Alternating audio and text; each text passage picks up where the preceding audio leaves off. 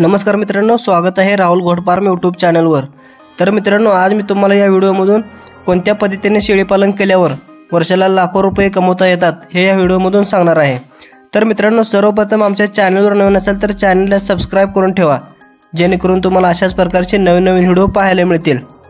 मित्रांनो, आजच्या काळामध्ये शेळीपालन ही सर्वात सोपी पद्धत मानली जाते आणि आज मी तुम्हाला या व्हिडिओमधून अर्धबंदिस्त शेळीपालनाबद्दल माहिती सांगणार आहे। मित्रांनो, सध्या तुम्ही व्हिडिओमध्ये शेळ्या बघताय। मित्रांनो, या माझ्या फार्मवरील शेळ्या आहेत। मी एक टाइम शेळ्या बाहेर हिंडायला सोडतोय।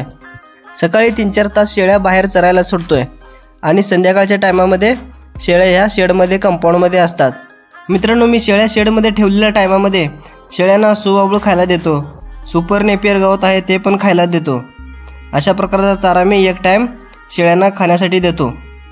तर मित्रांनो, नक्की अर्धबंदिस्त शेळीपालन म्हणजे काय? तर शेळ्या 3-4 तास बाहेर चरायला सोडणे म्हणजे अर्धबंदिस्त शेळीपालन मित्रांनो। आणि उरलेला वेळ शेडमध्ये आरामात शेळ्या ठेवणे याला म्हणतात अर्धबंदिस्त शेळीपालन। मित्रांनो, अर्धबंदिस्त शेळीपालनामध्ये व्यवस्थापन खूप सोपे आहे आणि खर्च पण कमी आहे आणि शेळ्यांची वाढ पण खूप चांगली होते आणि आजार पण खूप कमी होतात, कारण शेळ्या या भरपूर प्रकारचा पाला खात असतात, त्यामुळे शेळ्या आजारीसुद्धा कमी प्रमाणात पडतात। तर यामध्ये खर्च कमी आहे आणि नफा जास्त आहे मित्रांनो।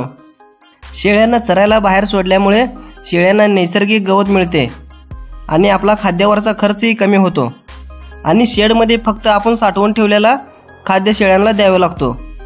अर्धबंदिस्त शेळीपालनामध्ये मित्रांनो, शेळ्यांची ही हालचाल होत असते आणि शेळ्यांची हालचाल झाल्यामुळे शेळ्यांचे आरोग्य चांगले राहते।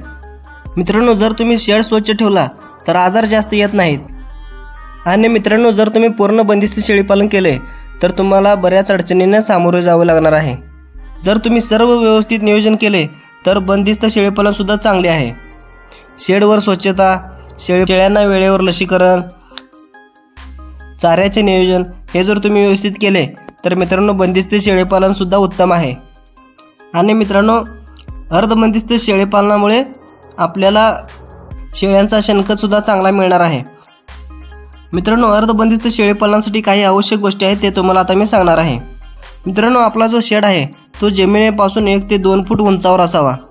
शेडमध्ये हवा खेळती राहिली पाहिजे या पद्धतीने आपण शेड बांधायचा आहे।